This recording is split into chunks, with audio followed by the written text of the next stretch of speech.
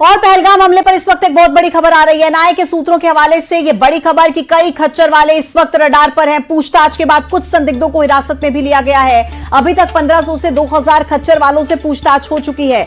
NIA सूत्रों के मुताबिक लगातार 8 दिनों से पूछताछ में एंट्री और एग्जिट पॉइंट समझने की कोशिश की जा रही है। तो कुल मिलाकर एनआईए की रडार पर अब वो खच्चर वाले हैं और उन्हीं से पूछताछ की जा रही है। सूत्रों के हवाले से यह बड़ा अपडेट मिल रहा है, जहां एनआईए की जांच पहलगाम हमले पर तेज हो चुकी है और अब संदिग्ध खच्चर वाले इस जांच के दायरे में शामिल हो गए हैं, जिनसे लगातार पूछताछ की जा रही है। 8 दिनों में लगातार एंट्री और एग्जिट पॉइंट को समझने की कोशिश की जा रही है। 1500 से 2000 खच्चर वालों से पूछताछ अभी तक एनआईए की टीम कर चुकी है और अभी भी लगातार यह कार्रवाई जारी है। तो एनआईए जो लगातार इस पूरे मामले पर कार्रवाई कर रही है, अब पूछताछ में रडार पर हैं खच्चर वाले। 1500 से 2000 पोनी राइडर्स को यहां पर कश्मीर पुलिस ने बुलाया है और उनसे पूछताछ कर रही है। दरअसल पूरा रूट मैप जांच एजेंसी तैयार कराना चाह रही है। और देखिए आप, इस थाने में लगातार यह जो पोनी राइडर्स हैं वो जा रहे हैं।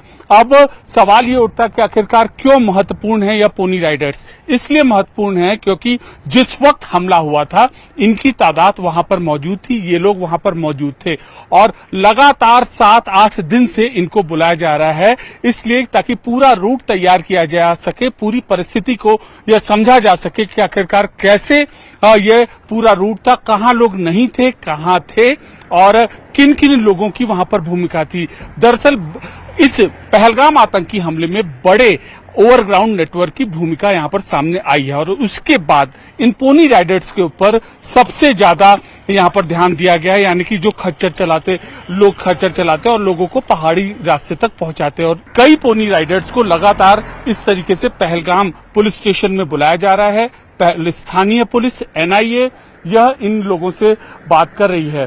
भैया एक सुन लीजिए, कुछ लोग बात कर रहे हैं, कुछ नहीं कर रहे हैं। ये पूछताछ बहुत अहम होगी क्योंकि इन राइडर्स को, इन लोगों को, इन खच्चर चलाने वाले लोगों को यहाँ की परिस्थिति का पता होता है कि आखिरकार क्या रास्ता है, कौन आते हैं, कौन नहीं आते हैं।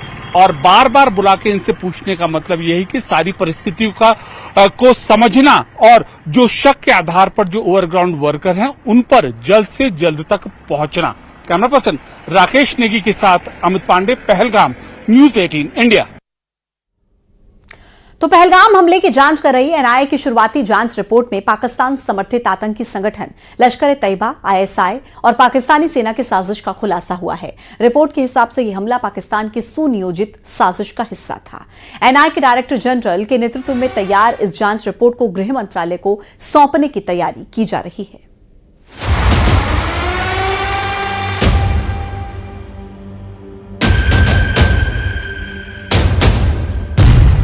हमले की साजिश सीमा पार रची गई। लश्कर, आईएसआई और पाक फौज ने रची पहलगाम हमले की साजिश। एनआईए की शुरुआती रिपोर्ट में हुए सनसनीखेज खुलासे।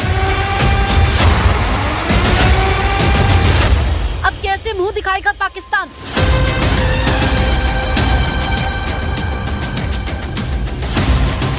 जम्मू कश्मीर के पहलगाम में हुए आतंकी हमले की जांच कर रही नेशनल इन्वेस्टिगेशन एजेंसी यानी एनआईए की शुरुआती जांच रिपोर्ट सामने आ गई है।